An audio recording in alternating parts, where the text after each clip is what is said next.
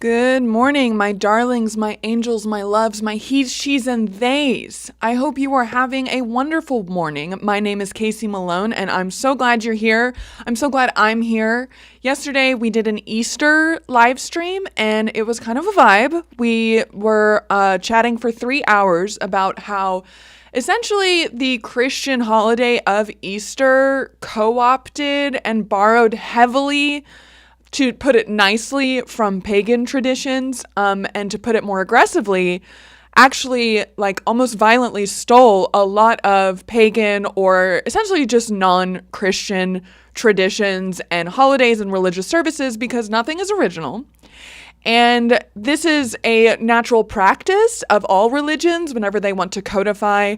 Instead of trying to overtly always create something brand new, it's easier to kind of go with the flow with whatever cultural norms are already in place. And so the Christian leaders who were trying to codify Christianity as the one true religion in the height of the Roman Empire, or just in the Roman Empire, they would go around and they would destroy non-Christian temples in some cases, and in other cases, they would simply rebrand these other temples or these other ways of worship. So that's what we talked about yesterday on Easter. And for those of you who have followed kind of my content creation journey and my live streaming journey, hello viewers who are here. I know that I talk a lot about deconstruction from growing up super evangelical fundamentalist Christianity here in Tulsa, Oklahoma, where I'm at.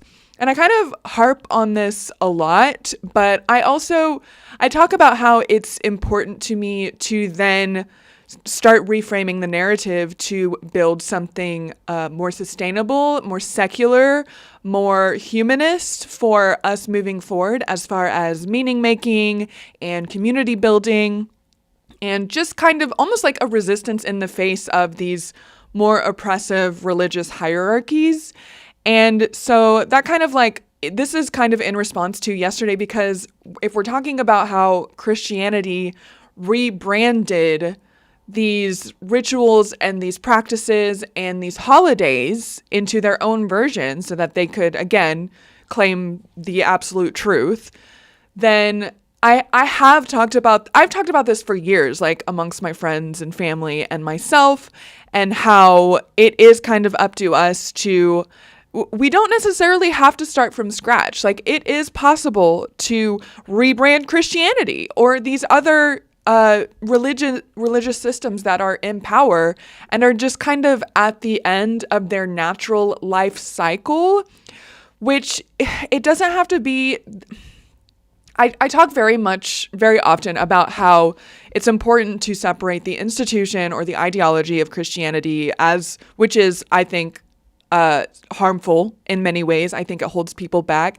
And, separate that from the everyday Christians, because in reality, it's not feasible to just completely do away with Christianity, just completely do away with all organized religion, at least not in the time frame in which you and I are living. We gotta stay grounded in reality here, which is why I wanted to talk today about what a more pluralist, humanist, secular society might look like. And I'm drawing in large part from Britt Hartley's book, which if you've followed me or tuned into any of my stuff, you know that I am a huge fan of Britt Hartley and her book, No Nonsense Spirituality, and her content and her social media platform also goes by the name No Nonsense Spirituality. And I highly, highly recommend everyone check her out. I will link her books and her book and her YouTube channel in the show notes of this live on YouTube if you're interested. Thank you everyone for tuning in. Thank you for those of you who joined in the fertility goddess discussion of Easter yesterday. That was super fun for me.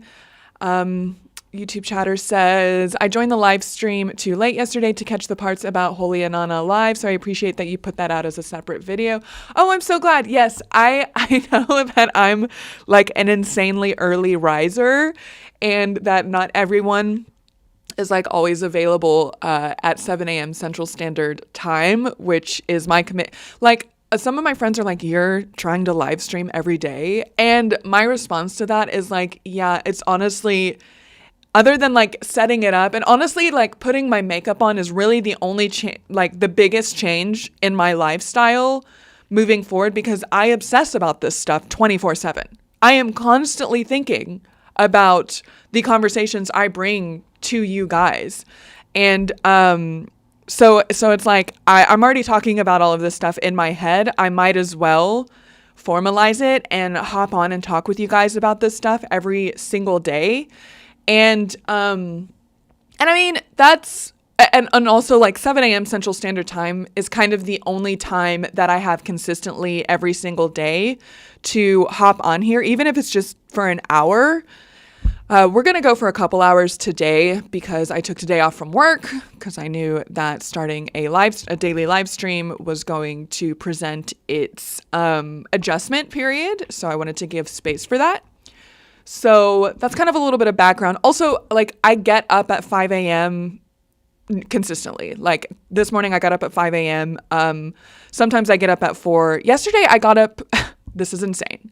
Yesterday I woke up at when the fire alarm in my apartment building went off at 2 a.m. And I had my alarm set for 4. I had my alarm set for 4 a.m. But when the alarm went off at 2 a.m. and it woke me up, I was just like too excited about my Easter live stream that I could not go back to sleep. So I have caught up on sleep. Don't worry. Oh, you guys are asking about the Pope who passed away. I briefly saw a story on that. We can kind of hop in though, because I saw a funny I mean, not that the Pope's death is funny. Like I don't particularly care about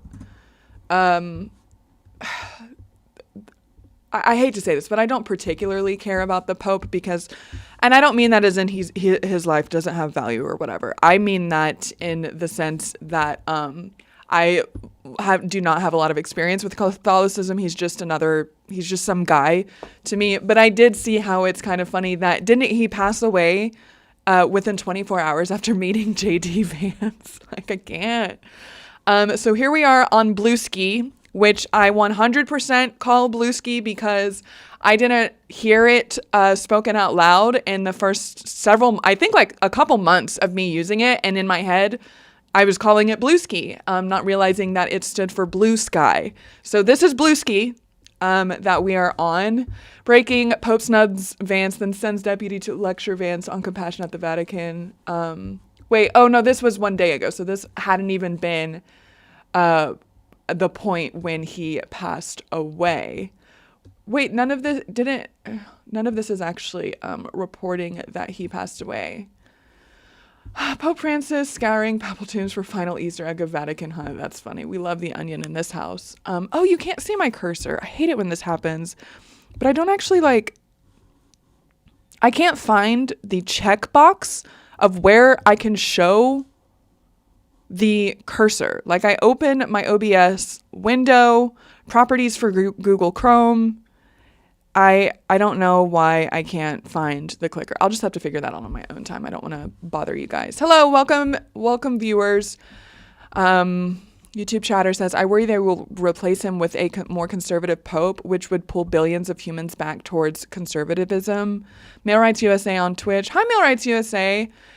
Even Protestants show great respects to the Pope. JD Vance, for example. I thought JD Vance was Catholic. I could have sworn that he was.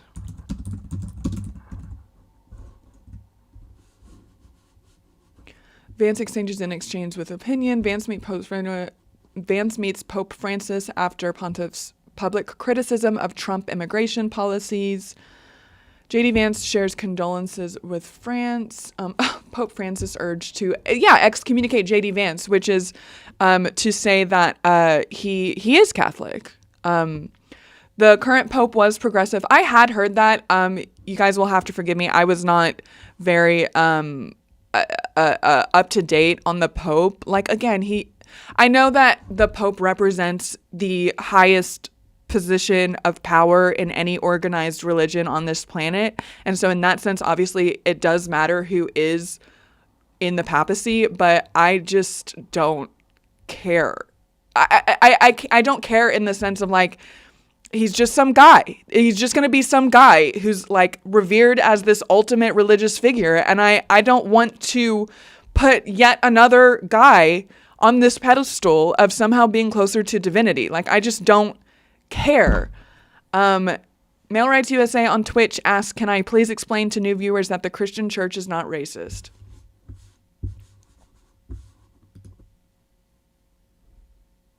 Babe. The white evangelical Christian church in the United States is intertwined with white supremacist values, actually. Now, this is complex, and it is not as simple as all white evangelical American Christians are racist, or that all Christians outside of white evangelical Christianity are not racist. This is way more complex and nuanced, but if you want me to explain that the Christian church is not racist, I cannot do that because they are inherently intertwined in the policies that they are promoting. And when I say they, I'm talking about leadership. And I'm also talking about the everyday Christians. That's true. Everyday Christians are buying into what their leaders are saying about immigration, about people needing to pull themselves up by their bootstraps, even if, just a few generations ago there were Jim Crow laws or segregation laws or actual chattel slavery of the African peoples, right? The entire United States is built on white supremacy. And because the entire United States, the dominant religion by large numbers, by 2/3 of this country is Christianity, they are inseparable. And now, can you talk about them as individual, essentially ideologies or institutions? Yeah, we can have a conversation where we're critiquing white supremacy, but I don't think that a full discussion about white supremacy can avoid the rhetoric that white evangelical pastors are using that is racist, that has so much tied to the beliefs about race in this country. So I simply, it is. They're tied together, okay? So I talk about how I have a lot more experience and therefore authority on speaking about the white evangelical Christian church. Again, that's how I grew up. So while my Bible teachers and coaches and pastors weren't overtly saying, hey, people of color are bad or less than, there were white supremacist undertones in my Christian environment, in my upbringing. What does that look like? What does the more subtle and subversive kind of white supremacy look like when you're just talking to children and middle schoolers and high schoolers without outright saying people of color are less than white people? It looks like villainizing the communities that have more, how do I say this? It is villainizing communities of color in the form of saying essentially the all lives matter in reference to cops and the police force. But when we look at Black American communities in the United States and how how I was raised to be told that there are more violence in those communities because they don't have as much respect for authority. That's how it ends up being framed. It's put on the marginalized community as far as their lack of morality or their lack of work ethic. That was a huge one to me. Communities that are poorer because they don't have work ethic, because they're not willing to pull themselves up by their bootstraps. When in reality, these communities, even if it wasn't overtly said like communities of people of color, it was implied. And any examples were shown to me, their race was involved. There were white cops and Black American community members. Do you understand how it is subtle? It is subversive, even if like pastors or my Bible teachers weren't outright saying people of color are less than. Like the white supremacist undertone. And look, it's a lot to confront those narratives. It's a lot to ask internally, like, why am I constantly trying to justify, like, no, I'm not racist. No, I'm not racist. No, like, why am I constantly trying to affirm that my belief system, that my individual actions are not racist or even sexist, which we'll just stick with race for now. But it's a lot to come to terms with why you have to keep justifying that and why you might have to do a lot of mental gymnastics to prove that you're not a white supremacist, which there is a difference between someone who just overtly claims like, hey, I'm a white supremacist. Like there's that.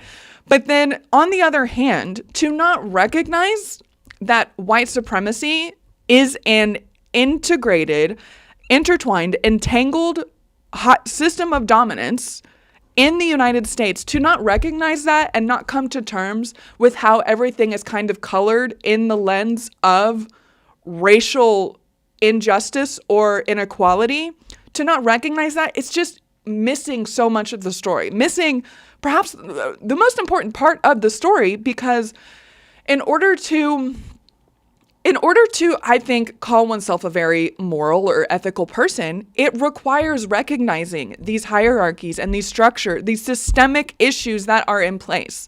Okay? Because again, the United States was built on white supremacy. It simply was. It just was. And to not have that awareness and to just brush it off and say, well, I'm not racist. Well, I'm not active. I don't have slaves. Like, great. Great. Congratulations for not owning slaves. Like, that's a huge, I mean, that's not enough. That's not enough. That's what it is. It's not enough. Okay. It's a step in the right direction. Like, great. It's like, it's not the same exact thing, but because I'm a woman, like it does remind me of when men say, well, I've never raped anyone. Great.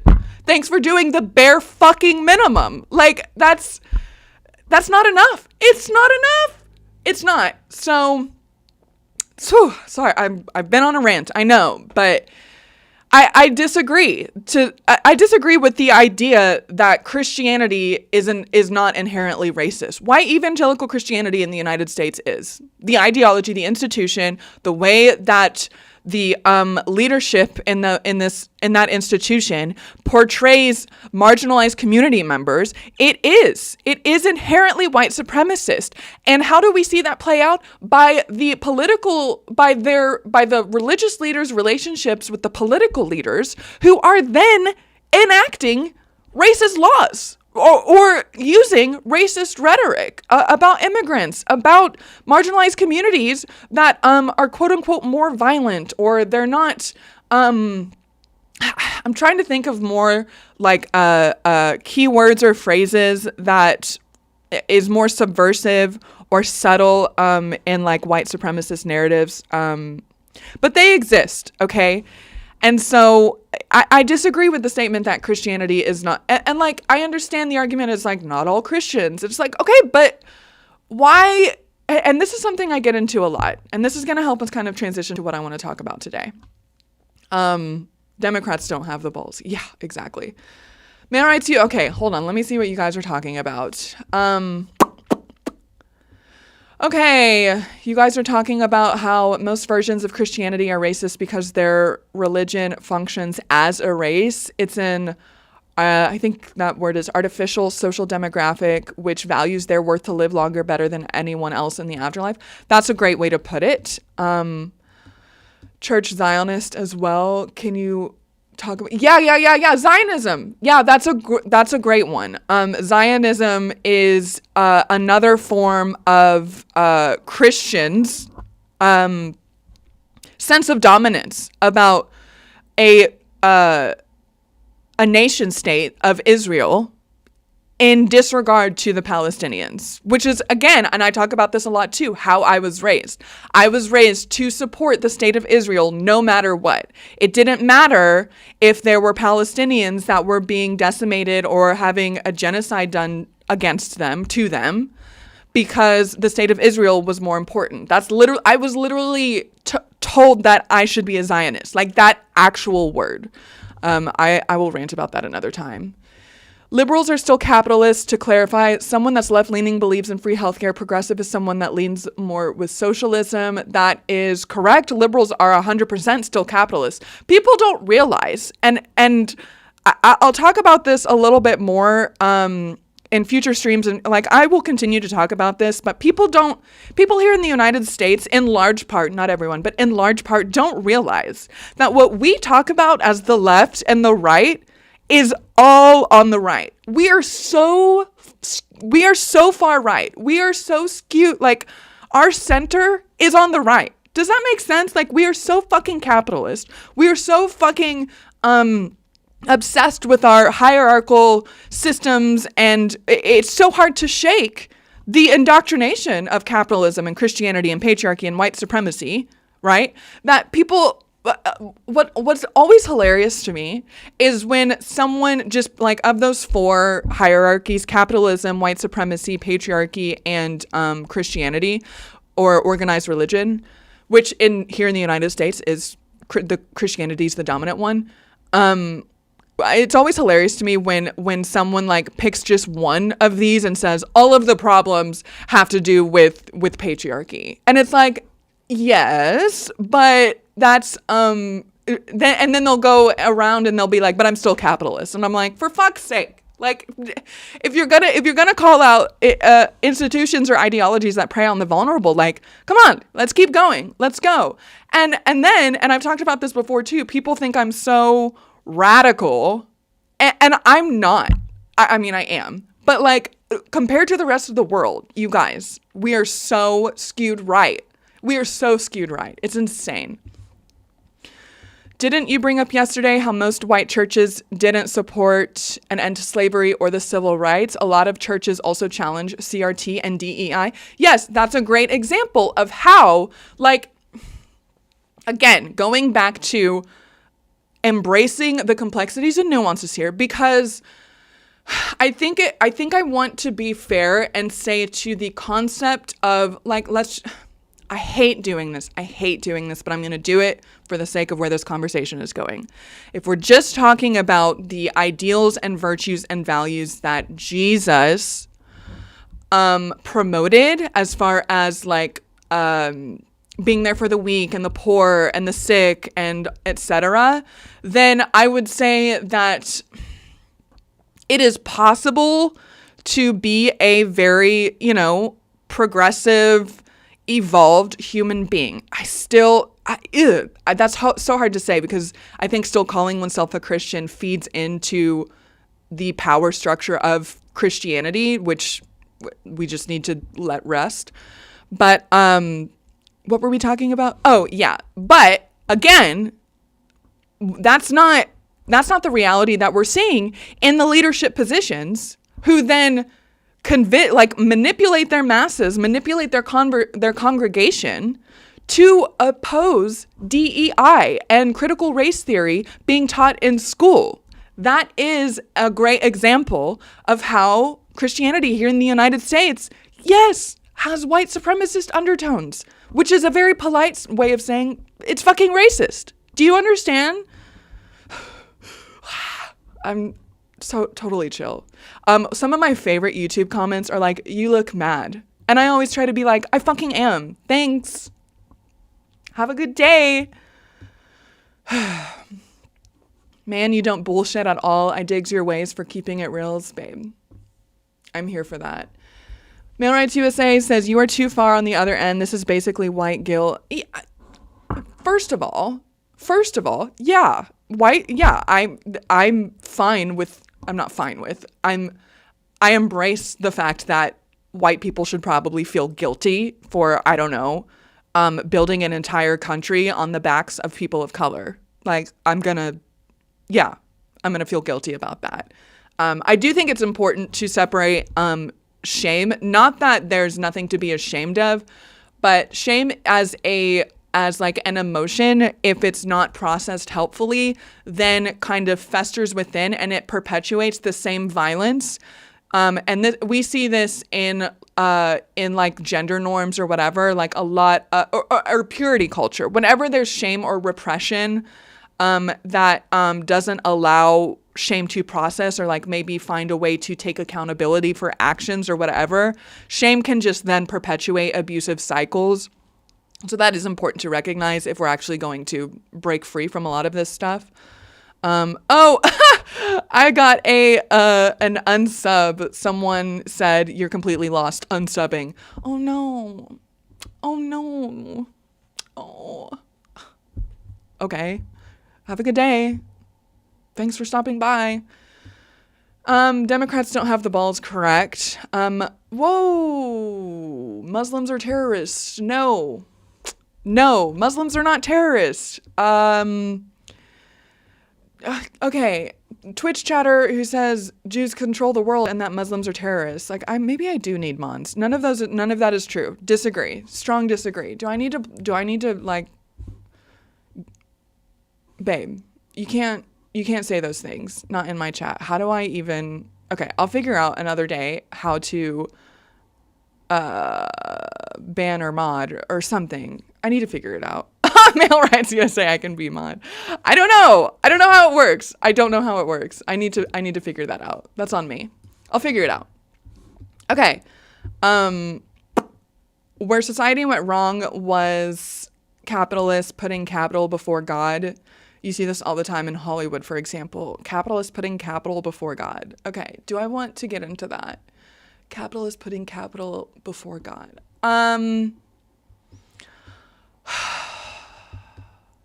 Oh, babes.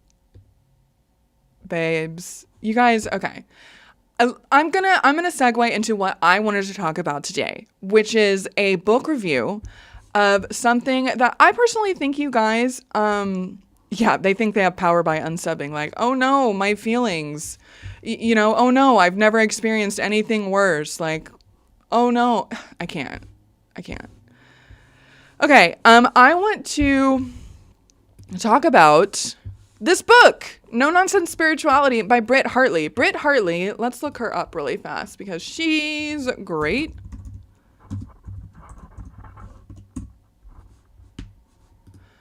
Britt Hartley, look at her go. She's got 14K, only 68 videos. She puts up a video every Monday at 9 a.m. And she talks a lot. I mean, like, you can see her, the titles of her videos there. She talks about whether or not you need a soul, whether or not you need rationalism, what to do with nihilism, spiritual atheism. This is a really great video if you guys are interested in.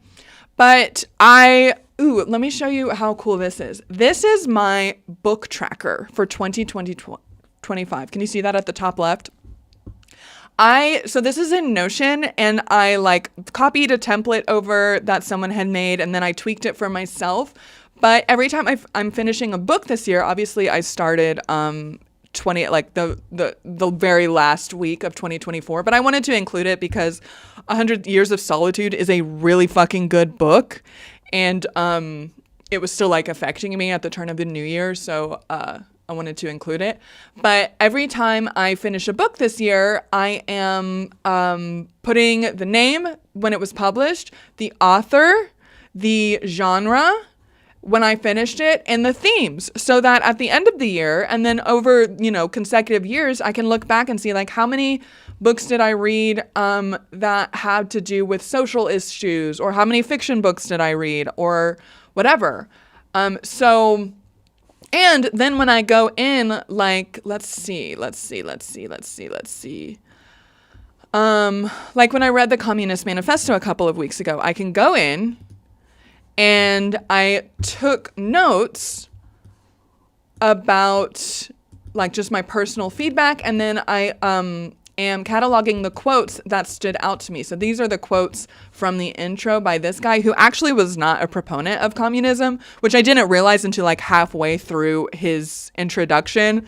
And I was like, oh, you're critiquing it, which is fine. Like, see, if you see here, the thesis that the proletarian emancipation by necessity must bring about the perpetual emancipation of society as a whole is undoubtedly Marx's intellectual property. It is the revolutionary myth at its purest and strongest. This is in response to the fact that this guy who wrote the introduction was very much, he like picked apart almost all of Marx's other arguments and how they were borrowed or stolen from someone else, which again goes back to what I was talking about yesterday, which is that nothing is original, kids, and it's fine. And then quotes from the preface by Frederick Engels, who was kind of like Marx's, what would you say, like partner in crime, basically, in putting together the manifesto, the Communist Manifesto, which I have right here. But yeah, no, I wanted to talk about No Nonsense Spirituality by Britt Hartley because I think it's super important, like I was saying a little bit earlier, about how we can kind of start to rebuild a lot of the narratives around finding meaning and building community outside of organized religion, because as I've talked about many times, people are leaving Christianity here in the United States more and more. And honestly, we're kind of like behind the times in compared to the rest of the world, because a lot of other countries are like, yeah, no, we've left Christianity in the dust. Like, we're moving forward with secularism. What are you doing?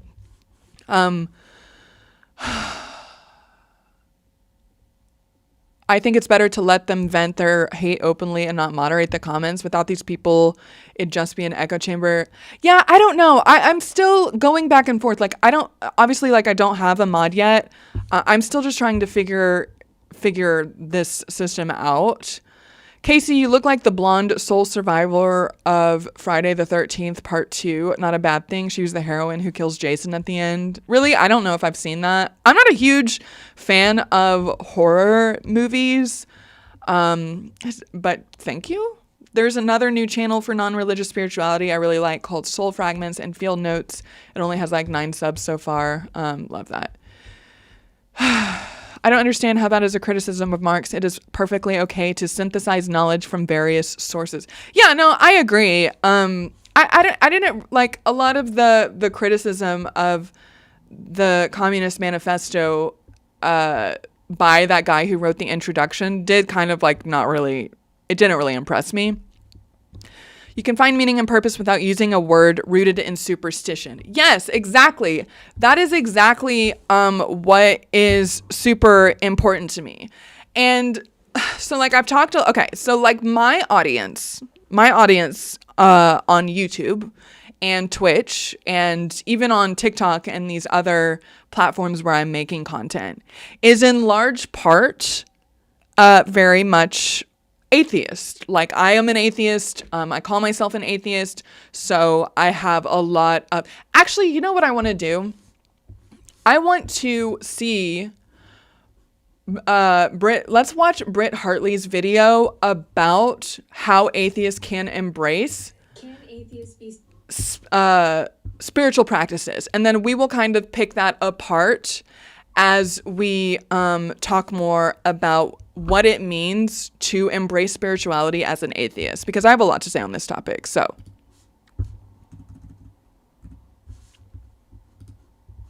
spiritual. Hi, my name is Britt Hartley. I'm an atheist spiritual director. I'm here with Pepperoni today. And right off the bat, just that title, atheist spiritual director, confuses people, because if you're atheist, then you'll probably say, why are you advocating for spirituality? Isn't that like the supernatural and spirit?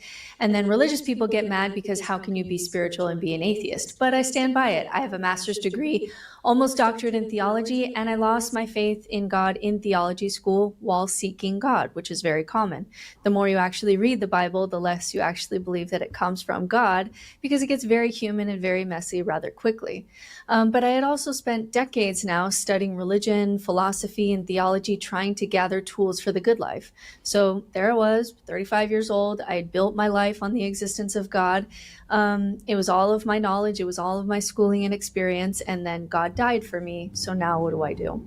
So people in this space often talk about rescuing the baby from the bathwater. Sam Harris, says, I love that baby. So to me, doing a 2-year program in spiritual direction on top of my master's degree helped me to be able to actually separate the tool, the thing that is good for us, from the supernatural belief or the truth claim or the dogma that's been wrapped around it, so that you're building your life with all the benefits that religion has provided. And don't say that there aren't any. There's a reason that we co-evolved with religion. There are benefits, but hopefully we can throw out the bathwater. So let's talk about that and why I think that you should be a spiritual atheist, why I think it gives you the best of both worlds, and what that means. So first of all, let's define spiritual.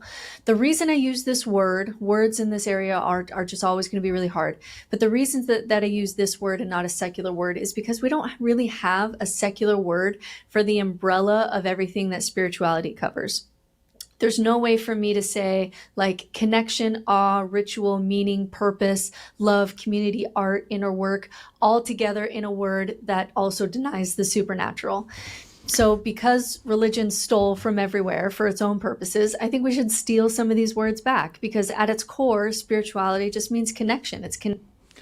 And I think that is such a good point, because one thing that I kind of get a lot of flack on calling myself a spiritual atheist is like, I thought you didn't believe in something supernatural. And my thing is like, I don't believe in anything supernatural, because by definition of the fact that we exist in this universe, there is no way for us to perceive or understand or measure something outside of it. Now, what we need to be open to, and why using words like spiritual or honoring mystic traditions is important, is because there are things about the way this world works that is, as of now, currently unexplainable. And that is a very difficult concept that I think for a lot of very materialist, reductionist, empirical evidence-based thought patterns can struggle. Very staunch, I don't want to say like staunch atheists, but just the idea of not making any room for anything that we can't physically observe or measure it's harmful. It's very harmful, because that is not a way, that does not provide meaning or purpose. And right now I'm actually reading Man's Search for Meaning by Viktor Frankl. This is the book that I'm reading right now. And for those of you who've never heard of this, Viktor Frankl was a prisoner in the concentration camps during World War II. He served in, I don't know if served is an appropriate word, but he was in Auschwitz for a time. He was in a few of the other camps as well. And his life's work has to do with this term called logotherapy. I think that's the right pronunciation. But he proposes that without a sense of purpose or meaning, which is self-defined and malleable moment to moment, without a sense of purpose or meaning, man as in humanity, loses their will to live. And it's a very powerful read. I definitely recommend it. We will be covering it at some point in my book club on Discord if you're interested, which, by the way, for those of you who have joined me on the Kayse and Friends Discord, I'm so glad you're there. I'm so glad to have some deep talks with you. But I just think it's very, I'm definitely aligning with the concept of having to, even just moment to moment, self-define a sense of purpose and meaning. And it doesn't, again, there are a lot of ways to talk about the way this reality works. There are a lot of ways to talk about the nature of existence and consciousness that technically fall under the realm of spirituality, even in a lot of cases, what we would refer to as New Age spirituality, that can seem very woo-woo, that can seem like it's just pseudoscience and like a Band-Aid over the magical thinking of believing in something that we can't see, taste, touch, or feel, or whatever. But the reality is that there are things that matter and things that are real that we can't perceive and measure. Also, science is still, like, every time we make a scientific advancement, it really just leads us to realize that we know even less than we will ever know. Do you understand? Like, and I talk about the mind-body connection. The mind-body connection was considered pseudoscience. Okay, but how many times do we talk about how if you're super stressed, it could result in an ulcer, or like I have this tension in my shoulder that I know when it really acts up, it's because I'm doing too much and I'm not letting myself rest, and I'm just very I'm too tense, right? The mind-body connection finally got enough credit for scientific authorities to do official research, and now we have this entire field exploring the mind-body connection. Okay, and I talk about how I use chakra work, like I work with my chakras, and I don't care what's going on behind the scenes. Like, obviously, I don't look down and literally see like a yellow solar plexus field of energy around my midsection, but thinking about it and imagining it and using the affirmations associated specifically with your solar plexus chakra has helped me. And I think that a lot of these, what would be considered spiritual tools, are just so easily dismissed by a lot of people who have deconstructed from high demand religion. And that's totally justifiable. That is totally justifiable because we're so, and I've been like this too. It is so scary for me to be like, I don't want to fall into another trap of believing in bullshit. I don't want to fall into another trap of people trying to sell me lies so that they can get rich off of my 10% tithe. Do you understand? Like, I totally get why there is hesitation to use some of these more mystical traditions and practices, because it can be scary. It can be scary to fall into thought patterns that you really worked your ass off to break free from. But I just wanted to go on that for a second. Let's see what else Britt has to say. Connection to your deepest self and connection outside of yourself. It's connecting deeper to the world around you and deeper to the world within. This is why we have so many symbols of spirals in spirituality, or eyes in spirituality. Eyes because you can see more outside of you and see more within, and spirals because you're always connecting deeper outside of you and also connecting deeper inside of you in a spiral or a labyrinth. So for some, this includes a higher power like a god. For me, it doesn't. It doesn't include the supernatural, but I'm still a part of something that's bigger than me, which is the universe and the human story that I'm deeply connected to. So spiritual atheism means let's take all the tools that are helpful in the religion, the connection, the inner work, the awe, the meaning, the moral values, but just without God and without the messy business that we are obviously bad at of trying to prove one God over another, and all the problems and biases and the problem of evil and all of that comes with that. The reason I think that this is the best approach is because you get the best bang for your buck. You get the most amount of tools with the least amount of downsides. Like if I subscribe to Mormonism, for example, I would get on a platter the second I walked in the door: community, story, meaning, awe, moral education, raising children, community, transcendent experience, Yeah, one of the most heartbreaking parts about walking away from organized religion is the loss of community. And Britt Hartley does talk about this a lot, and it is very much like something that I'm trying to figure out too. But yeah, it's totally understandable to feel super lonely when you walk away from religion, but there it is.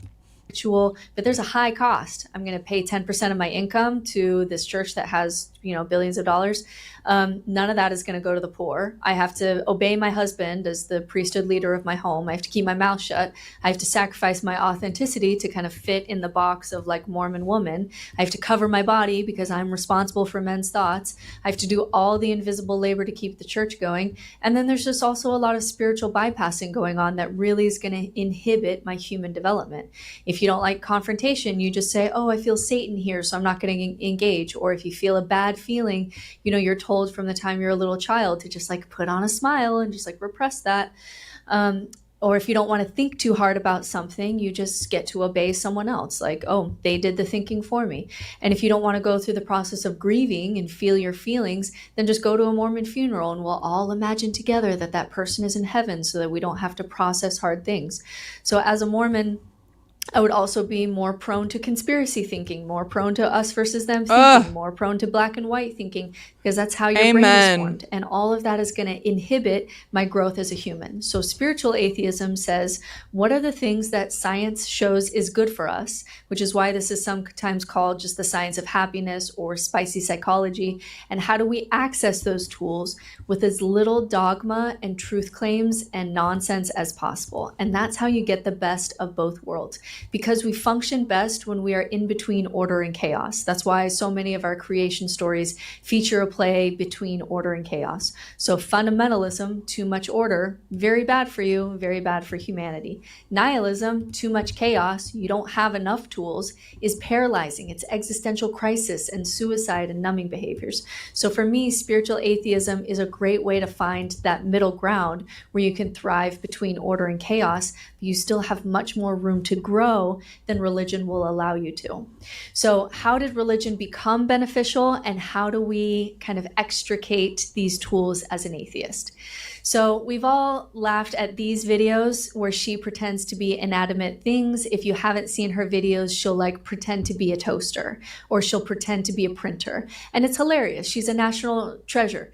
But this is also explaining the basis of our religion. It's called hyperactive agency detection, and it's essentially our best theory for why we're so superstitious by nature. Which I highlighted, that's one of the quotes from her book that she talks about. The human adaptive decision-making theory is one of the theories attempting to explain the prevalence of superstitions and supernatural beliefs among humans. It suggests that supernatural thinking may have been adaptive for human ancestors in dealing with uncertainty and making decisions in a complex and unpredictable environment. The HAD theory proposes that humans develop a tendency to perceive patterns and agency in events around them as a way to make sense of a world that is filled with uncertainties. I would love to get into some of these quotes from her book. And this is what I was talking about earlier. There are gems of wisdom underneath the power structures that attempt over and over again to, across history, to claim a monopoly. And again, this is kind of like what she was talking about with not throwing the baby out with the bathwater. And that's like, that can be such a challenging process for people who have so much religious trauma. Bro, me too. Do you know? Like, me too. I have a ton of religious trauma and it's hard. But okay, let's keep watching this video. It's our ability to imagine agency on things that don't have agency. This is why Disney can imagine cars being people, or animals talking, or toys that are alive. And we are all on board with this because we have this tendency to be able to put agency onto things that don't have agency. So Male Rights USA on my Twitch stream. I know that you chat things sometimes just to piss me off, and Male Rights USA says all wives obey the husband. I know you're doing that just to piss me off, but I promise you, husbands are happier when they submit to their wives. And if I'm not even gonna get into that rant right now, but I promise you it's true, bro. I promise you. Y'all can look at my other YouTube videos. I'm not getting into it now, but I know you just did that to stir the pot. I see you. I'm watching you. You better watch it. even without brainwashing, we will create supernatural explanations for things. We are the descendants of ancestors who had overactive imaginations when there was a rustle in the bushes. The ones that thought that's probably nothing or that's probably just the wind died. The ones that thought that's probably a lion lived. And the evolutionary benefit got oversimplified or overplayed. So when we walked by a tree and had a thought that ended up coming true, then that tree is sacred and it's magical, and because it's mysterious where thoughts come from at all. And so we need to make an offering to it. And now that tree is part of our religion. So this little quirk that we have as humans, where we kind of over-imagine things and assign agency to things, kept us alive, but it also created us to be very superstitious, where we are fully sure of supernatural elements around us. So even if one God or one religion was real and all the rest are just sure of their delusion, we have to realize then that most people are then delusional, even if you believed that there was one God or one religion that was true. And so the interesting side effect to being on guard and being imaginative as early humans is it incentivized us towards superstition. And when we were small tribes, maybe that was good to share that delusion, because it created shared myths and that supported stronger communal bonds that were good for us. But now in the modern world, our delusions are bumping into each other and we can't converge on any kind of shared reality, and that is a big problem. So over time, this hyperactive agency detection bias started packing more and more things into it. It became a vessel. Religions are a vessel for essentially every single human fear and every single human need. So all of these studies that show that religion is good for you or good for society, or there's even evidence that people over COVID did better if they had religion, it's not because of the beliefs. The beliefs don't matter. The beliefs all contradict each other. The beliefs are just the shared myth that creates the vessel, and the stuff in the vessel can be good for us. I always talk about, and I've said this for years, even before I really studied like what I actually believe, I have always said that the belief itself is always more powerful than the object of one's belief. Even if you believe in this all-knowing, all-powerful, omniscient God, your belief in that God is always more powerful than this supposed entity, because it is shaping everything about how you live your life. And this is even true, like in the sense of like for someone who believes they can fly, someone who believes they can fly so strongly that their belief overrides the reality that if they jump off a building, they're going to fall. Do you understand? Like, beliefs are always more powerful than the object of one's belief, which is why I think it is so important for me personally to fall back on the reality that I am constantly creating my own reality. My beliefs are more powerful than what I'm seeing. And so it is up to me, it is my responsibility to fine tune my beliefs as I evolve, as I grow, to align with the circumstances around me. Now, can our beliefs and our sense of purpose and meaning rise above the actual circumstances and perhaps the suffering that we're experiencing in this day-to-day? Yeah. But that goes to show that our beliefs, that we can decide, like, my suffering here on earth has a purpose. It doesn't actually matter whether or not that's true. If you believe it's true, it's going to give you a drive to get through the suffering. Does that make sense? I think maybe spirituality evolved from pattern recognition, and some patterns need to be imagined before they can be seen. Yeah, that's a really great way to put it, which is like a lot of manifestation culture, or when people are like, this is how you elevate your life, a lot of it has to do with visualization first. And that is a tried and true method of using the power of belief to bring something better or new or different into this physical reality. Like, I do buy into that, as much as I'm so fucking sick of manifestation girlies telling me to be delusional. Like, I haven't been delusional my whole goddamn life, bro.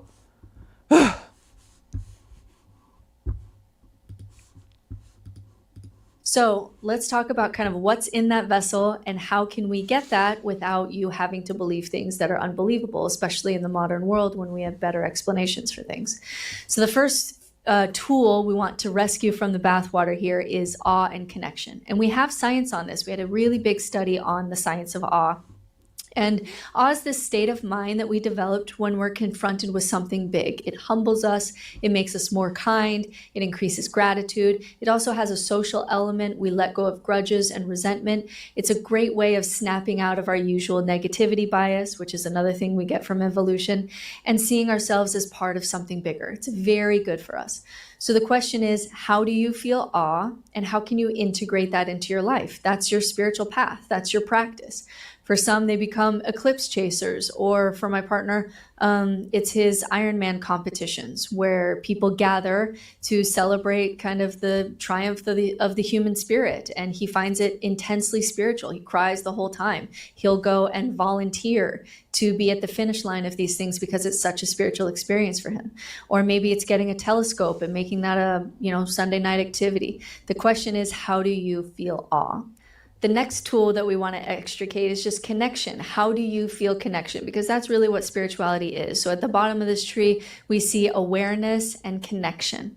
And so there was this major study done where we asked people how they have this feeling, and we started to group them. And we have these kind of 7 main branches. Of course, it can be more individual than this, but this was just kind of the main takeaways from this study of all the ways that people feel this. And people are familiar with like the meditation branch. Everybody feels like they should meditate. Oh, I should meditate. I should do visualization. I should do a loving kindness meditation. I should have a gratitude journal.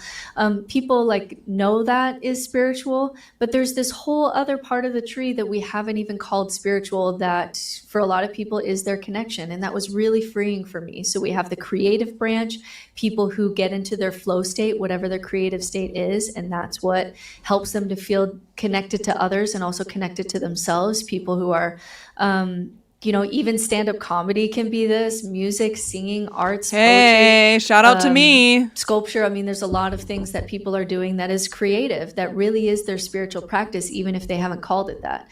We have activism where there's, pilgrimage areas of social justice. There's work and volunteering, vigils, marches. And we know that for Gen Z, that political activism is one of their ways that they're becoming religious. It's how they have like an in-group and an us versus them. It starts to act like a religion. But activism is a place where people feel connected to their values and also to outside of themselves. We have this relational branch, which I hate that men in religion, especially patriarchal religion, have looked down on. Like, why do you need to go out with your girlfriends? You need to stay home and read your scriptures and pray because that's more important. But for many people, that relational aspect really is their connection and their spiritual practice. Deep listening, storytelling, dialogue, podcasts.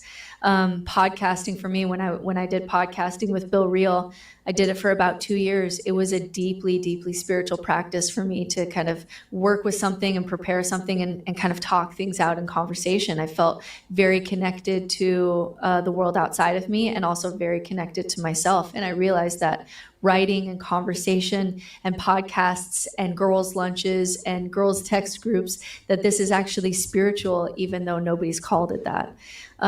Movement, this is the people who wake up and they don't. I want to pause on that for a second because one thing that Britt Hartley talks a lot about in her book, No Nonsense Spirituality, is about the kind of the things that are missed. Can you see this enough? The things that are missed in not just patriarchal religions, but even New Age spirituality and the spiritual gurus that a lot of us see in content creation and all of these things. It still drives me fucking nuts. It's still goddamn patriarchal, which is great for men. I mean, it's not that great for men because, as we'll see, if you can see this 4th quote that I have here, the demand for, no, the 3rd one, the one above that, presently there is a profound yearning for relational and mutually empowering feminine qualities throughout our society, which, good goddess, has to do with the loneliness epidemic, which I'm officially not using the term male loneliness epidemic anymore because fuck that. Us women are just as lonely too. I haven't gone on a date in so long, it's disgusting. Okay, But yes, in the book that Britt Hartley wrote called No Nonsense Spirituality, these are some of the quotes from that. What even the male gurus don't often recognize is that while ego is dissolution may be healthy for men who are too attached to their overinflated sense of ego and self-importance, which is how they were conditioned. Okay, don't come at me. They were conditioned that way. Many women have an underdeveloped ego that needs time to grow. I talk about this all the time. Women often benefit from ego building practices.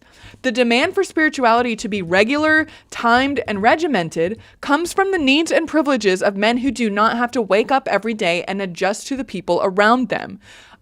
She talks about a lot in the book about how, as soon as a woman is awake and if she has kids, she's always immediately having to navigate the emotional complexity, the emotional landscape of everyone in the household, because that's how women are conditioned. So where is this? How can one dissolve their ego in that environment? Like, it's not realistic, and it's not as available in a lot of meaning making or spiritual discourse, whether you're spiritual, not religious, atheist, or whatever. So that's another reason that I really like Britt Hartley's work, because she touches on this, and it's not just women who would benefit from being aware of these more feminine spiritual qualities. Like we're all disconnected. We are all yearning for that intercommunal connectivity. Intentional repression of powerful feminine archetypes and deities as a primary founding element of the systemic oppression of women. What did I just say? Intentional repression of powerful feminine archetypes and deities is a profound or primary founding element of the systemic oppression of women, because if you can kill or suppress God the female, you can do the same thing to women. And this is exactly what I talked about yesterday in my live stream about Easter and fertility goddesses, and how Abrahamic patriarchal religions systematically either replaced or completely destroyed the worship of fertility goddesses so that women would become less powerful in the societies that they were trying to rebuild. And what's interesting is when I have comments on my YouTube videos about asking, like, do you value matriarchy or equality more?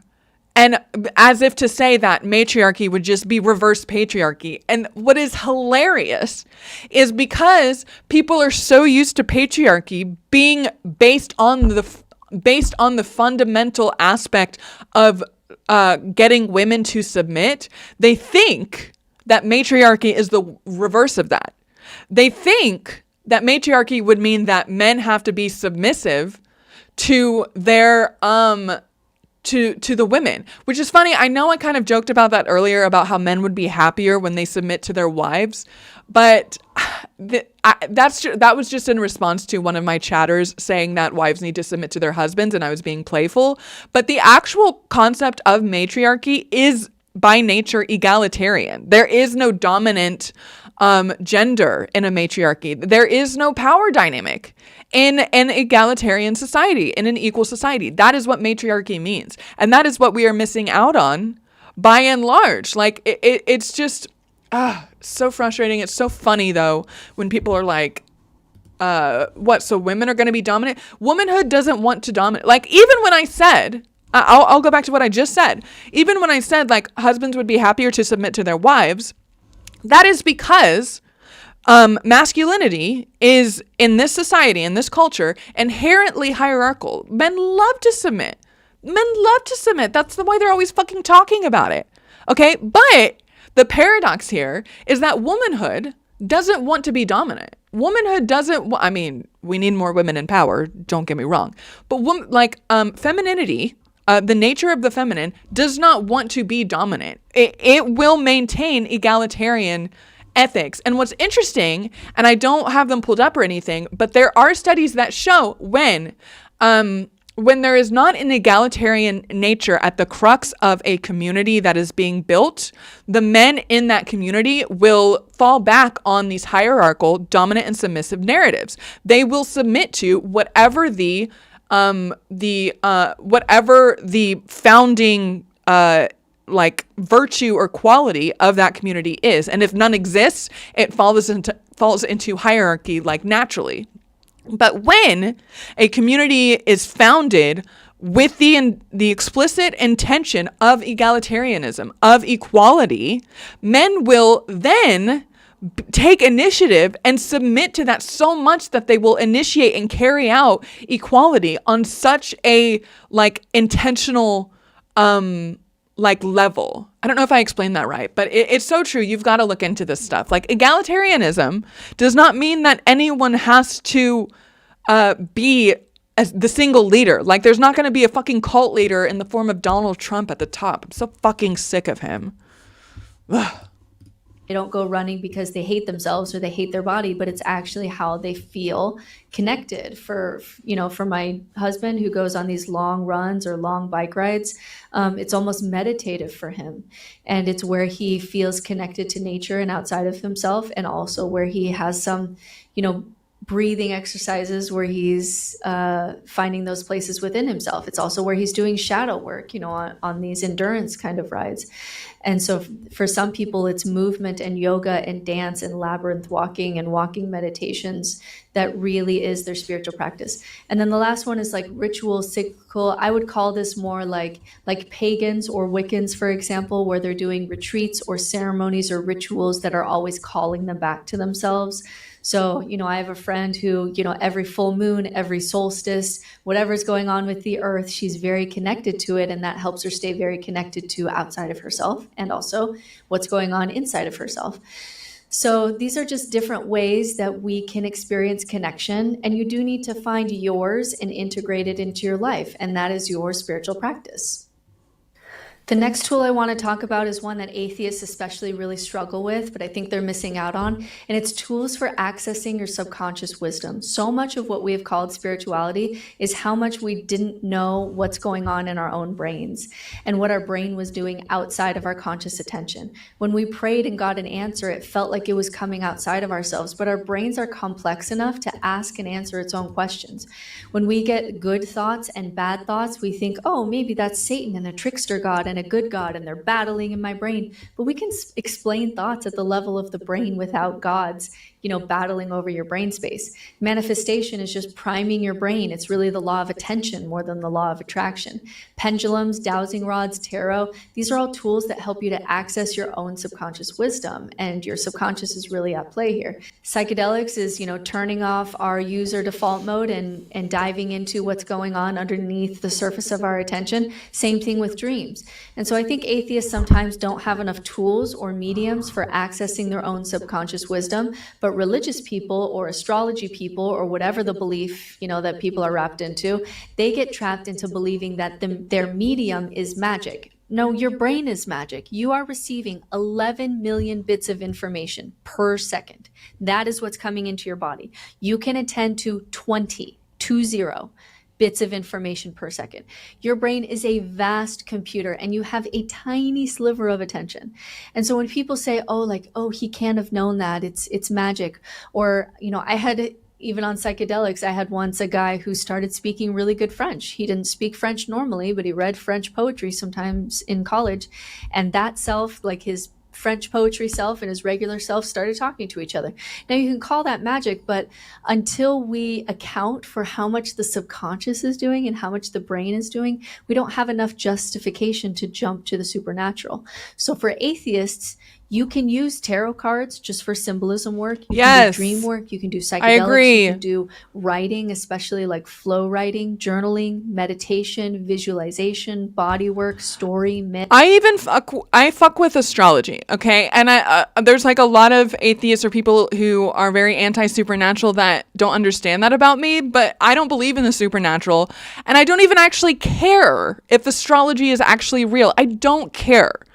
It's a useful tool, kind of like what Britt Hartley is talking about. Also, another element to spirituality that I refuse to back out, or that I refuse to back down on, is the fact that it's kind of intertwined with girl culture, with womanhood in today's day and age. I want to be part of the girls talking about their signs. I don't fucking care if it's real. I don't care. It doesn't have to be this all or nothing way of living. It doesn't have to be a zero-sum game So yeah, just wanted to throw that out there. As Britt Hartley is saying, like, these can just be tools for us to navigate what is a scary fucking world, what is an intense fucking life, and way of living. So anyway. I've danced with Sufis. I've gone to pagan nights with witches. I've done labyrinth works. I've done retreats. I've done Enneagram work. I've done Jungian archetype work. I go to temples wherever I'm traveling. And you can get the benefits of all of these tools and mediums that just help you tap into what's going on underneath the surface of your attention without getting sucked into the dogma and truth claims. And we just simply appreciate the tool and the experience. The experience and the connection to your own brain gives us everything that we need, gives us that connection and those tools without getting sucked into the trap of biases when you start to believe that this is actually magic, or this is the real God, or astrology is actually real.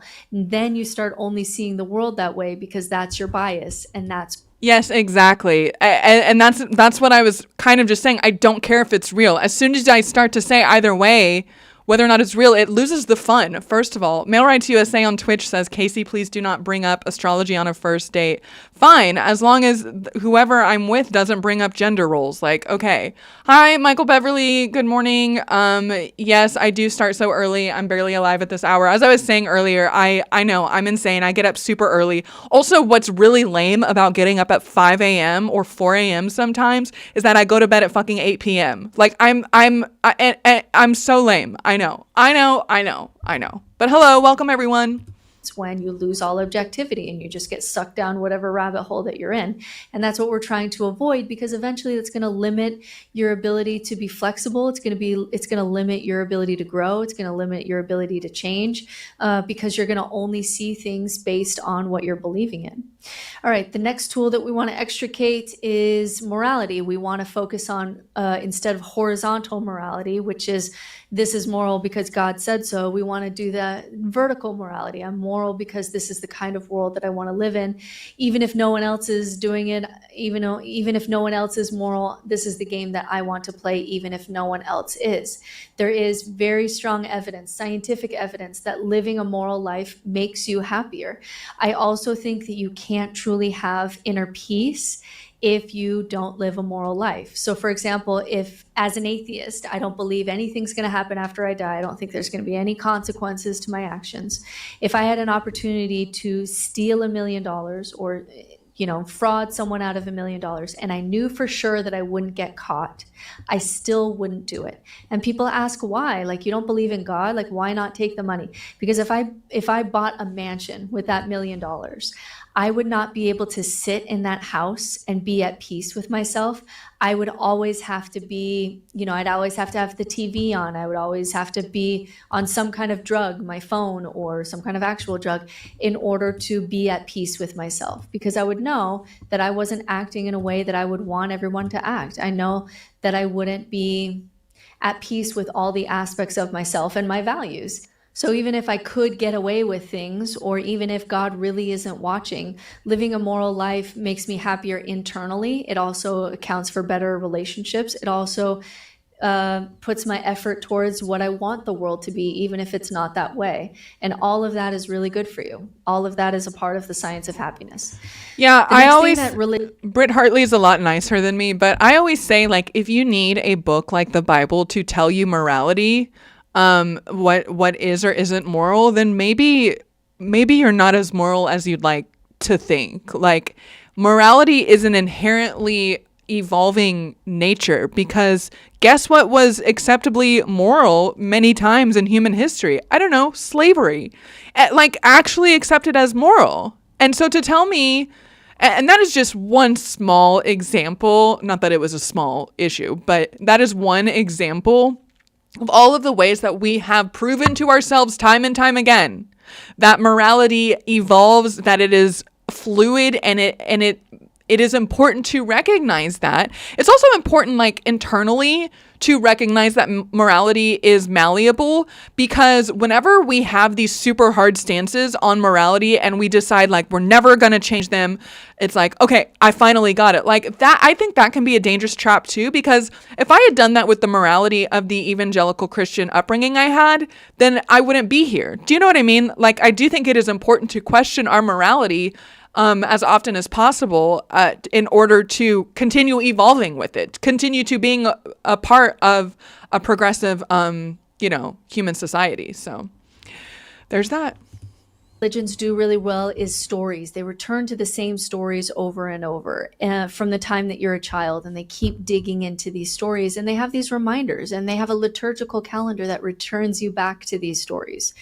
So at Easter time, they return to the Easter story and resurrection, and hope, and you return to the story again and again, and it has rituals, and that's really good for our psychological state. It's really good for like the rhythm and heartbeat of our life, and it's just really good to return to stories over and over that inspire you and bring out kind of your best self. And so the question for you, or if you tend towards atheism, people in Twitch are asking me if, because I'm egalitarian and a feminist, if I go 50-50 on a first date. And I want to hit on that just really fast. This has nothing to do with this video, but no, I don't go 50-50 on a first date. Or if I do, they don't get a second date. Why? Because of patriarchy and because of the way society is set up. Men, this is by and large studied. I'm not going to debate about this. Men have more access to material resources. And so for me to give them my time, my energy, after I'm already having to work twice as hard as them for the same social status, for the same material resources, in order for me to meet them at a date as an actual partner, if they're not willing to show me that they recognize that we are living in patriarchy, and if they are not willing to say in that moment, like, here, I got you, like, I know you're working harder than I am just to have a sense of equality, no, I'm not interested in moving forward. Also, like, look, give me a break. Is this narcissist that I'm about to say? Yes, I don't fucking care. I'm fucking amazing. I'm fucking gorgeous. Like, give me a break. I'm not paying on the first date. Ugh. Moving on. Or you don't want to have, weird stories from the Bible thrown in there that aren't good for us or that cause a lot of problems in the world. The question then is, what are the stories that guide your life? For me, one of those stories is like Les Mis. And it's something that, I watch with my children, and I see every time that it comes to town. It's one of YouTube chatter says we can never date. Okay. But we can still be friends. We can still hang out. I am not here to, you guys, I don't date even. And so it's probably, I totally can see how everyone can be like, obviously you're still single, Kayse, like you have too high expectations. Yeah, I do. I do have too high expectations. I do have too high standards. I know. Okay. I know. The stories that really impacted my life. It's a very powerful story. And I keep those stories around me. I keep images of those stories around me. If you were to see my wall over here, if I can turn my camera, I have lots of pictures that just remind me of stories that have changed my life that I want to return to again and again. All right, another thing we have to talk about is culture. Religions are good at creating culture. It is very hard for secularism to create culture. It'd be really hard for America to do. Some people say, well, we can do this. We can have atheistic secular societies really well. Just look at the Scandinavian cultures. Scandinavian cultures have a small, homogenous group of people that have culture outside of religion. That's not what we have in America. What is white culture in America without Christianity? Like, we don't even know what it is. We destroyed all other aspects of culture.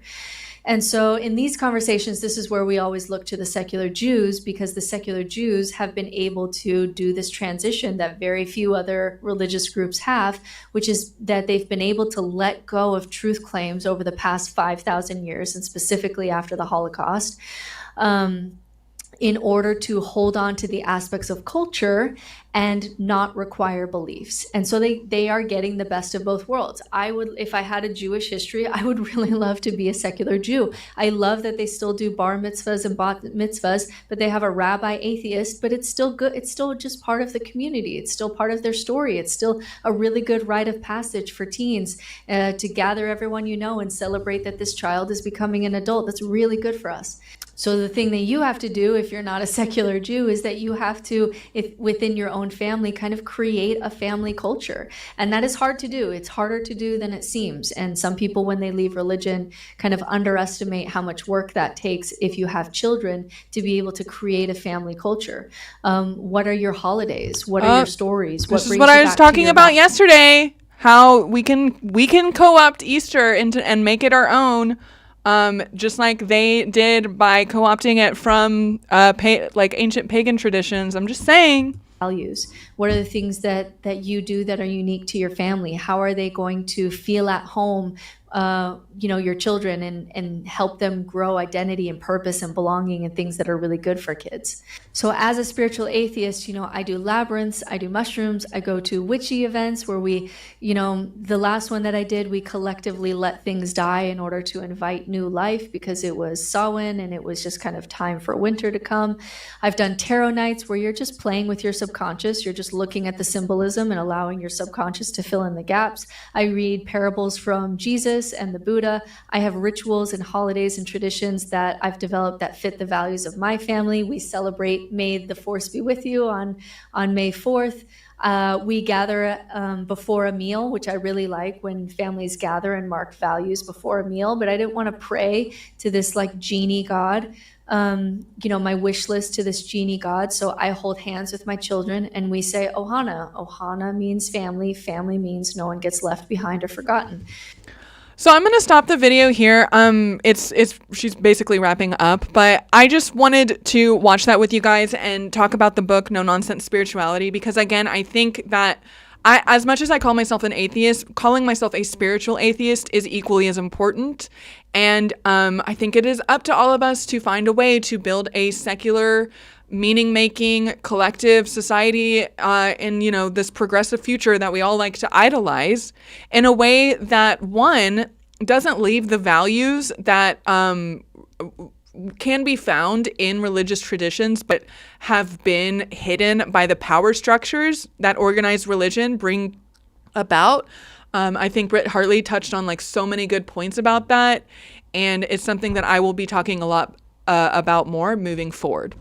So thank you for joining me on that. You guys are still stuck on the who pays on a date, so we can talk about that. I should have prefaced, I was in the middle of this video, so I didn't give it a chance to really simmer and talk about this, but I think it's important to point out that, first of all, it's a preference. It is a preference for everyone.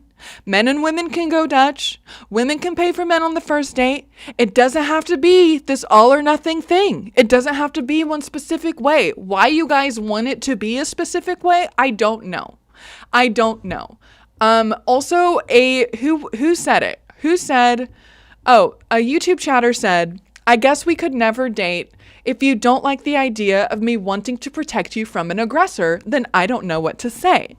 And I understand that what you're saying is that because I don't believe in traditional gender values, I shouldn't have to expect my man to be a protector. But if the only reason you are protecting me is because you think it's your job as a man, I'm not fucking interested. I would like to be with someone who wants to try and protect me from an aggressor because they like me, because they don't want to see me come to harm. If the idea of you being a provider and a protector and all of these things falls on this narrative of manhood, and that's the only reason you're doing them, then number one, you're doing a disservice to yourself, because maybe that's not how you want to operate in a partnership either. Number two, it's dishonest to your partner, because it means you're not actually doing these things because you give a fuck. Okay, so honey, fine. If I don't like the idea, or if you don't want to protect me from an aggressor because I don't believe in traditional gender values, then in so many ways, yeah, we're not a good fit. I still want you to hang out. I still want us to have these conversations, but that point kind of falls flat. It just does. Someone else asked, Michael asked, what if I'm going on a date with another woman? Is it then Dutch? Again, I think that is a personal preference. I think that's something that can be discussed. You guys asked me if I would ever pay for a first date? My answer was fuck no. I'm not doing it. I have not been so celibate and so single for so goddamn long to be to not pay on the first date. No, I'm not available for that. Now, does that mean I automatically fall into what I'm sure a lot of people would love, and it just, silo me straight into, okay, so that means I'm a trad wife, and that means I want to work from home and never contribute to the bills? No, I just don't want to pay on the first date, because it is an awareness. It is a sign to me that my partner is willing to cover the bill, because it is a recognition, even if this isn't the thought process behind paying for me on the first date, it is a recognition in my mind of how we are living in a patriarchy in which men have access to more material wealth and resources. And therefore, this person, hopefully, there are many other factors that would contribute to this awareness, but if they want to be an actual partner with me, I need them to understand that. I need them to understand that I have to work harder for material resources. Does that make sense? Yeah, the idea of me being a trad wife is fucking laughable. Could you guys see me in an apron and don't answer that. Don't answer that. I make so much money. That's great. I love that for you, honestly. It's okay, Kayse. You low-key want a trad man, says Twitch chatter.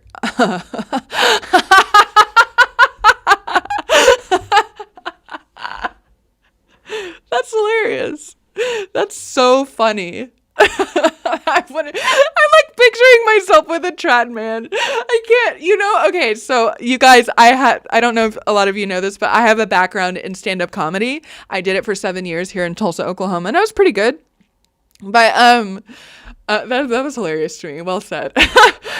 One of my last bits that I wrote but I never got to perform, I'll share with you now. And it is what it is. I don't care how you take this, but it was something, obviously it's not going to land like it would with an audience, but it essentially has to do with the idea of how great the sex life must be between a conservative man and a liberal woman. Because, first of all, he's secretly gay, period, full stop. And he has a lot of this internal repression that he has to work out of his system. So he's there. He's all in. Second of all, her dad is probably a closeted gay man. So she's living out her best fantasy as well. And the power dynamics between a conservative man and a liberal woman, so you say you low-key want a trad man, and that just made me think of this stupid bit that I wrote for a comedy set I'll never perform. I can't. That's so funny, the idea of me with some fucking Chad. I can't. That's so funny. Thank you for that. I really needed a good laugh. Male Rights USA on Twitch says, what did you say, honey? What did you say? But if a man has to hold up his end of all traditional gender roles, it is unfair for the woman to demand he performs traditional gender roles, but she has no responsibilities.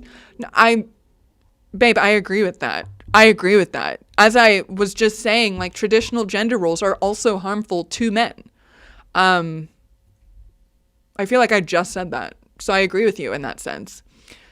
Twitch chatter says, I prefer equal, non-hierarchical relationships because being a forever dad for a wife sounds exhausting. Yeah, no, I get you. Non-hierarchical relationships is great. That is not being set up right off the bat when a man pays for my date, my meal on the first date, though. Okay, there are so many other characteristics and dynamics and personal values that I would have to sift through in order to determine whether or not that person wants an equal partnership. The paying on the first date is simply that first recognition that they have access to more material resources, and they are recognizing that in order for us to have an equal partnership moving forward, they need to be aware of the fact that from ground zero, from the starting point, they have more access to material wealth. But I agree that I also want a non-hierarchical relationships. Now, can you play with hierarchy in a fun, spicy way in the bedroom? Yeah, play all you want. But having these narratives of like, I'm always a dom or I'm always a sub, like that can get tricky. That can get dicey. This is not me kink shaming anyone. Do whatever. Let your freak flag fly. Love that for you. But it can get tricky when we start to limit people's fun and pleasure and partnership in these very strict boxes. So I'm just saying that. Also, what if the man you go on a date with is a person of color? Couldn't they claim it is harder for them to get resources than you and claim you should pay? Actually, that's a really interesting point, because on the dollar, like if we're on the dollar of like, you know, women make however much money on the dollar versus a man, on the dollar, white women are still paid more than black men. So like in that sense, that's a really interesting idea. Maybe I should pay. Maybe I should. Again, it goes back to personal preference. You know, I think that there's also a level there of like how, because society and masculinity kind of encapsulates being a provider and manhood, like a lot of men derive value from that. And I would, you know, would it be kind of like, would this person take it as offensive if I'm like, let me pay, I got this? Or would they be great? You know, you guys want me to break this down as if it's so simple to just like make a blanket statement, but it is not. It is a personal preference. I was just telling you mine. Someone announces they're unsubbing Kayse, channeling Gene Wilder as Willy Wonka. Stop. Don't come back. Yes, thank you. Yes, exactly. Did someone else say that they're unsubbing? That'd be hilarious. Keep going. Everyone unsub. Go ahead. Like, okay. I don't know, you know, like, I don't know what to tell you. Twitch chatter says, as a black man, you don't have to pay, just go 50-50. Yeah, if that's your preference, that's great. I don't think we'll ever go on a date, but, you know, I feel you. That's fine. It's fine. You guys, it's fine. Do whatever you want. Do whatever I'm not trying to tell you what's right or what's best. You asked me my personal preference. It's hilarious. What else are you guys saying? Michael said, I'm a protector. I have to protect people from my wife. She's vicious. LOL. Yeah, well said. Well said. Okay. What else did I want to talk about? YouTube chatter says, I was disappointed with Brit's video. She holds up secular Jewish folks celebrating their traditions, but then talks about people's superstition. What do you mean? Like, yeah, I mean, her whole point was being able to use ritual and tradition and like spiritual practices without needing to adhere to the supernatural. Like that was her whole point. And so and she talked about an atheist Jewish rabbi. Her whole point was that the secular Jewish community has done a really good job of being able to hold on to their community and their rituals and their traditions without adhering to like the ideology that like founded those traditions in the first place. Someone asked if they need to buy me lunch. I mean, I'll always take a lunch. You know what I'm saying? I'll always take a free meal. What am I going to say? No? Sure, you can buy me lunch. Trying with the jokes. Oh, yeah. That's fine too. I don't think the word superstition belongs in a thoughtful discussion about human spirituality. Maybe people can justify using that words to themselves, but I think it is unhelpful. Just in the sense of like how maybe it's not as inclusive. Is that kind of what you mean? I'm not trying to be shitty. I just don't know. Yeah, superstition is an unhelpful word. I guess. Yeah, I guess I see your point. Male Rights USA says, I bet if you went back to church just for a few Sundays, you would be able to find a date that you like. Is that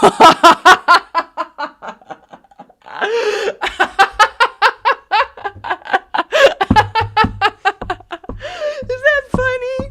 Come here. Is that so funny? Come here. Come here, baby. Yeah, good boy. Was that funny what Male Rights USA said? That's so funny. Oh, that's so funny. Yeah, I'm not going back to church to find a date unless I'm just going back to church to find a date to like give me money. You guys can hate on that all you want. I don't care. That's hilarious. That is so funny. I'm not going to have this moral good guy on the street randomly. It's not going to be in church. The solution to that is not church. I can't. The idea of me going back to church to find a date is hilarious. That is so funny. Yes, this is Shadow. Can we do Chipotle sometime? I fucking love Chipotle. Yes, this is Shadow. He was a stray who followed me home a couple of years ago, and I made 3 appointments with the shelter to turn him in as a stray. But then I was so scared that he would never get adopted that I kept him, and he is the most loyal, good boy. He always stays by my side to the point where I originally called him Duke. That was his first name, but he would never leave my side. And I always kept saying, like, you're just my little shadow. You're just my little shadow. So now his name is Shadow, and he's my good boy. He's so good. If you've never adopted a stray or like a rescue, once they get over their fears from the trauma of being on the fucking street, they are just the most loyal dogs. They are the best dogs, period, full stop. Oh, Pterodactyl Hunter on YouTube just spotted $10 and said, here's lunch. You guys are so funny. Thank you. That's so nice. Like, maybe I will go get Chipotle. That's hilarious. Or you weren't the one who brought up Chipotle, but thank you. Thank you for lunch. This is Shadow. Shadow. Am I racist if I think dogs are better than humans? I mean, I think wouldn't that be the term be speciesist? Is that a word? I don't know. Cute puppy. We have 6. 2 are rescued from the street. Man, good for you. It is so, and you know what's crazy is now whenever I'm walking Shadow and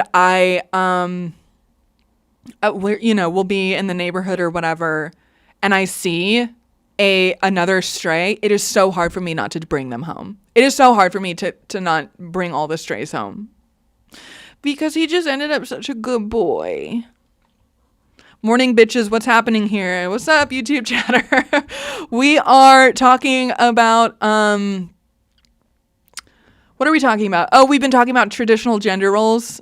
People think that I'm going to find a good moral man in church, which if you know anything about me is just hilarious. First of all, so I have actually so my brother moved back to Tulsa from California about a year ago, and we got an apartment together. And we have talked about going back to the church that we were raised in here in Tulsa, Oklahoma. It's a mega church. It's fucking huge. Since we left and graduated and moved on, they now have additional campuses. They just keep growing. It's insane. They have so much money. It is so insane. And we've talked about going back. There is a part of me, and I probably will go back for a service one day just to see essentially what I escaped, just to see what it's like now. I'm also super curious in today's political climate, how they're handling a lot of these topics, because it's kind of hard for me to remember what it was like growing up in the church as a middle schooler or high schooler. Sometimes I can still remember a lot of the lessons I learned, but I do sometimes wonder how overt was white supremacy, and I just didn't miss it, and I just missed it. Do you know what I mean? How crazy were the mythology teachings that they were giving me? You know what I mean? I am still super curious about what I came from, basically. Male Rights USA on Twitch says you need to go back and discuss on stream with us after. I might do that. That might be really interesting. I thought about going yesterday for Easter, but Easter, it was just too big of a day for me, live streaming with you guys for the first time. And also, again, I had gotten up at 2 fucking a.m. yesterday, so it just wasn't a good time. But yeah, I think I will go back sometime soon. How How funny would that be? What's crazy though is like I do have a little bit of anxiety about that, just on the basis of my old classmates who would see me at this church, at this mega church, and probably assume that I am exploring Christianity and maybe like, try to get me involved. I guarantee you, if I run into one of my old friends, they'd be like, you should come to this small group or some, evangelical iteration of that they're in. And, so there's like a little bit of anxiety of like, I don't want to be disrespectful or like impolite if I do run into an old friend and they're like, oh my gosh, what are you doing here? Are you like reimagining your relationship with God? And what am I going to say? Just like, no, I'm doing this for content. But like, I don't want to lie, but I also don't want to be rude. Like, no, this is research. This is research. Like, is what it's how that would end up. I feel like, Shadow, are you being a good boy? Go lie down. Go to bed. Go to bed. Go to bed.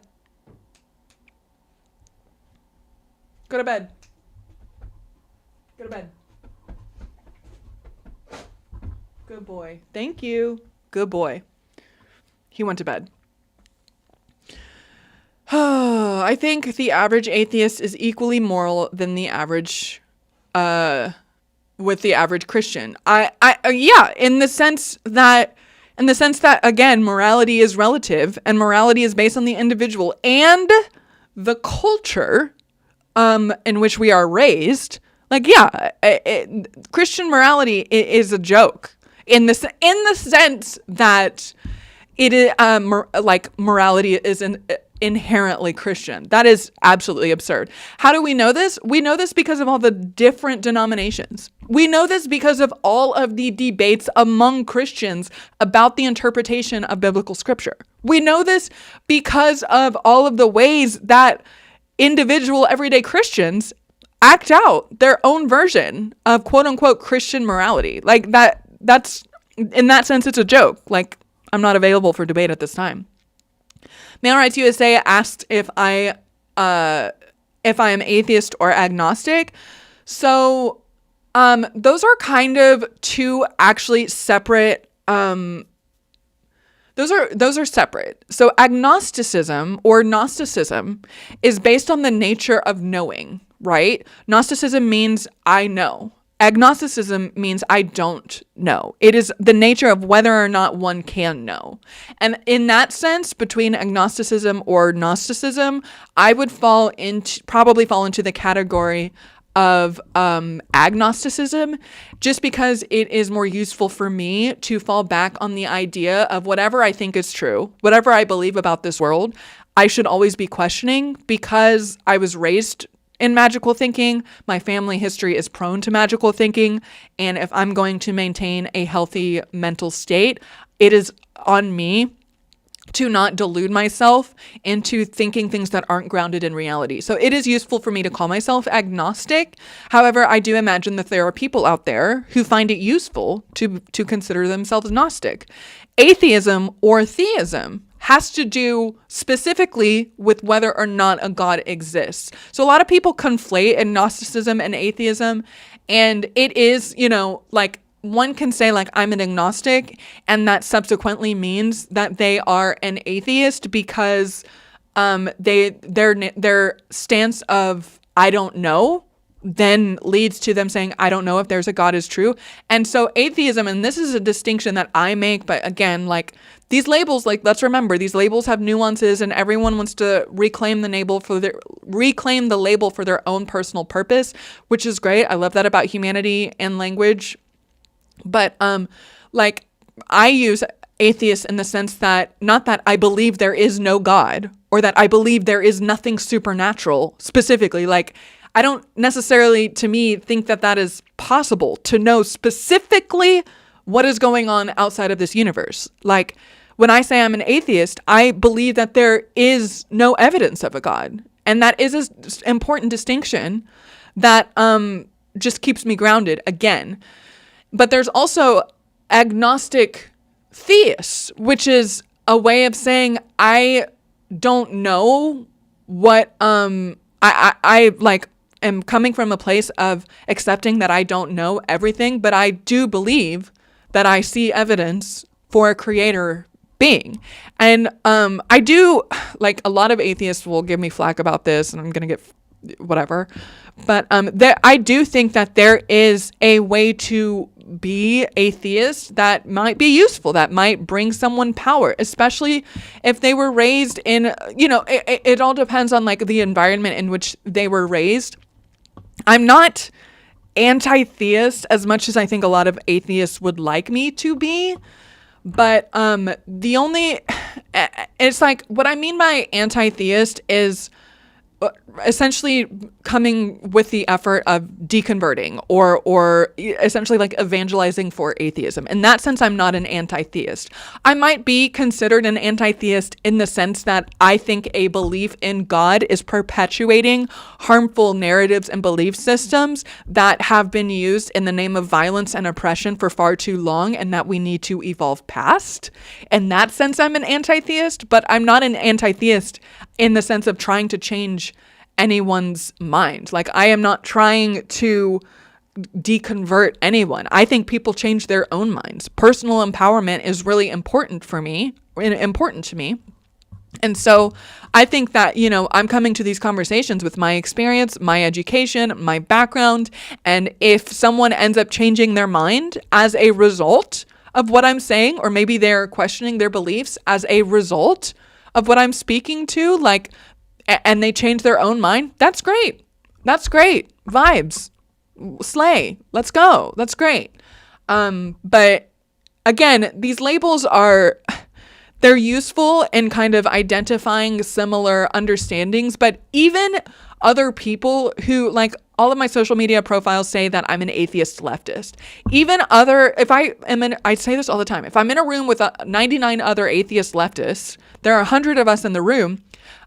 Every single one of these people, we will find something we disagree on. Do you understand? Like, human nature, it can't be boiled down to these labels. They are useful for identifying certain ways of navigating this world. But I guarantee you, if I look at my comments right now, someone's going to say, then you're not really agnostic. Then you're not really an atheist. Then you're not really like all of this stuff. And Christians do the same thing. They'll be in my comment section saying, I'm a progressive Christian who believes in LGBTQ rights and all of these things. And then someone will comment on that and be like, then you're not a real Christian. Or the reverse. Like, everyone wants to dictate what these labels mean for other people, without realizing that the fact that they want to dictate what these labels mean for other people is just a projection. It is a reflection of them not feeling confident in their own iteration of it. So I'm not trying to be shitty. I'm not trying to attack anyone. My point is that once again, how many times have I said this in the stream? It is not all or nothing. It is not a zero-sum game. The human experience is much more complex than that. And having these rigid labels and higher, these rigid structures and systems and these rigid ways of thinking is why we have so many fucking issues, because we're not allowing all parts of ourselves to grow and flourish. I very much adhere to that. I think you guys, and here's what I want to get across. Here's what I want you guys to really hear. I want you to pick any fucking label you want. I want you to feel empowered and to feel proud of your background, of how you have evolved, of what you are seeking and exploring and using your curiosity to pursue. I am so proud of everyone here participating. Even if you're talking shit on me, that's fine. I want everyone to participate. Like, I want this for you guys. I think that each of you deserves the innate human dignity of defining for yourself what matters to you in this life. I think you deserve the innate human dignity of evolving your sense of morality as you continue to learn about the world. I think you deserve that. I think you deserve all of these things, but so many institutional systems, or like the messages of these top dog hierarchical and ideologies, will tell you otherwise, that you have to believe this certain way, or that this is the only right way to go about it. And guess what? That includes atheist culture, not atheism as a concept, but atheist culture. There are so many atheist content creators out there saying that this is the right way to be. You have to be anti-theist. You have to be place rationalism as your highest virtue, all of this stuff. And I push back on that. Because that is still hierarchical. It is not leaving room for everyone's experience.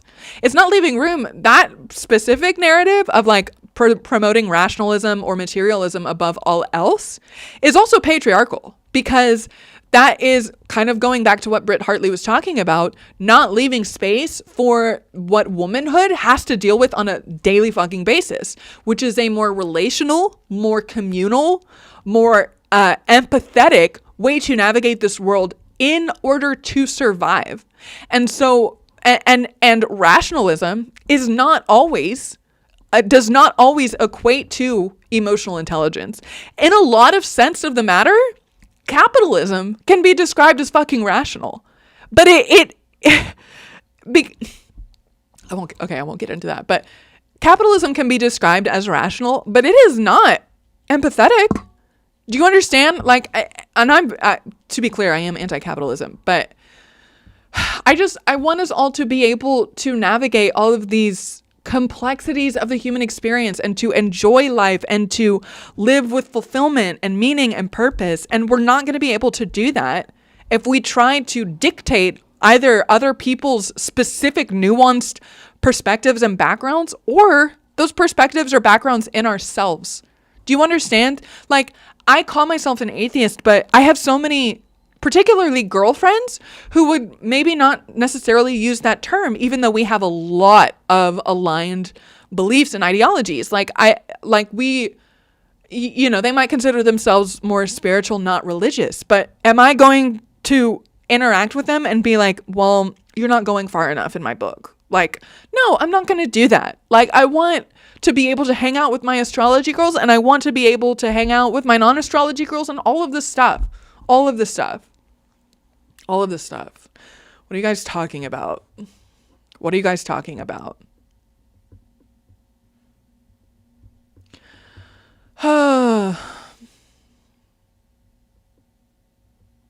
There is either a God or there isn't. You don't believe. You believe or you don't. If you don't, you are an atheist. Okay.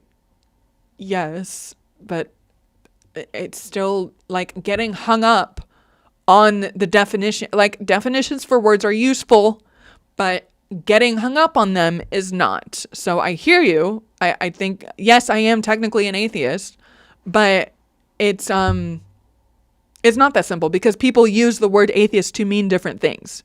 Does that make sense? Like, right now in the YouTube virtual social ecosystem, atheist culture is honestly very problematic. I can't stand it.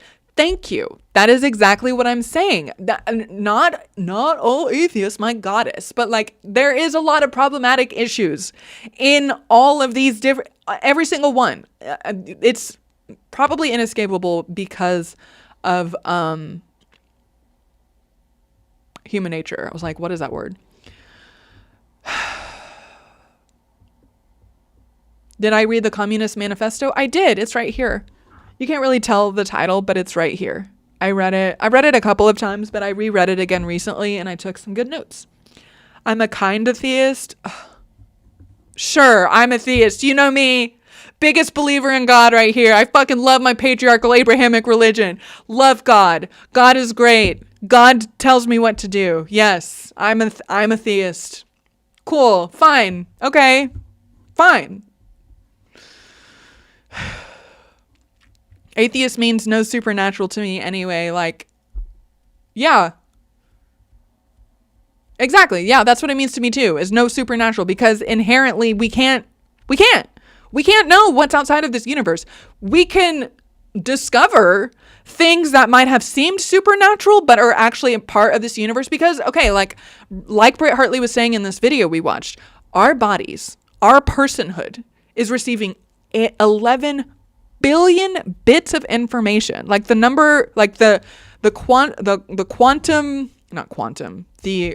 quantitative measurement, unit of measurement of information in your computers, like, it's 8-bit or whatever, how many bits of information. Our bodies are receiving 11 million of those bits per second from all of these different electromagnetic forces, from all of these different, like, perceivable particles. Do you understand?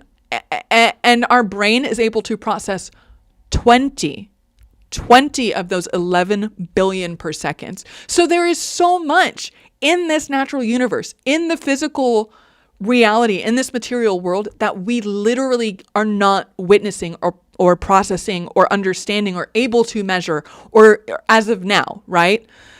But that does not equate to it being outside of the universe, right? So there might be things like chakras might be legit. Chakras might be a real thing, because as our bodies and our technology evolves, maybe we can start to understand why chakra work works. Like, why was it that when I worked with chakras, I felt a lot more alignment and I felt some healing and I felt, all of these why all of these spiritual practices matter. Like, meditation is a great example.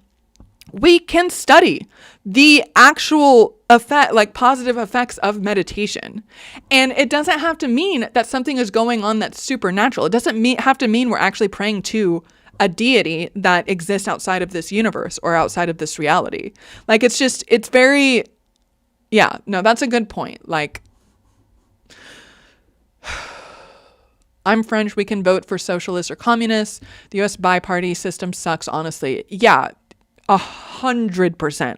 100%. I don't necessarily, I'm still trying to learn a lot about politics, but I'm not necessarily certain what the answer is as far as, having a multi-party system or whatever. I imagine that that's the case. And also ranking voting instead of just choosing our favorites. But if there are 5 parties or party members that are up for an election, ranking them in order of the top 3 or top 5 or whatever, and using the ranking system to determine, who actually wins the office. I've looked into that. So there are super interesting ways that doesn't have to be this stupid bi-party system that exists.